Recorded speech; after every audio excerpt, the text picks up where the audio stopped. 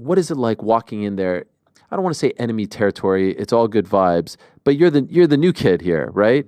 And there's giants of the game, right? A who's who. Some said the most stacked Rumble ever. And you walk in there, guy who's been grinding, dreaming of this moment. Here you are coming out. We'll get to the walkout in a moment. What is that feeling like?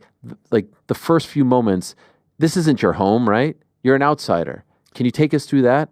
Yeah. So the first thing was I was amazed that it didn't leak because what I did is weeks ago, I made the decision that I was just going to put myself in Indianapolis, like to make it easy. And I remember Chris Jericho asked me, he's like, do you want to do the cruise? And originally I was like, Chris, I'm sorry, this is going to sound crazy, but I need to keep that Royal Rumble date free. I know this is crazy, but I think it's going to happen. And he was like, all right, man. And then he said, look, maybe you could join the cruise later. But we booked a bunch of stuff in Indianapolis. So I was there. So we had to leave a signing early for me to catch a flight.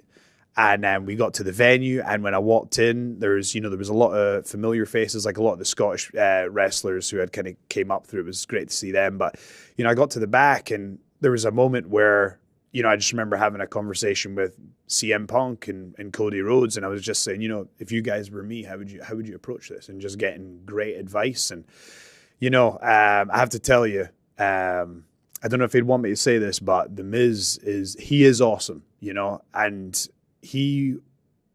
these guys they go out of their way to help you succeed. And it was, and as many people have at TNA, I've been very fortunate in the business that there's been a lot of people who have helped me get to where I'm getting to. I've had a lot of great advice, and I really do believe it takes an army of people to help someone like myself get better and get to this point.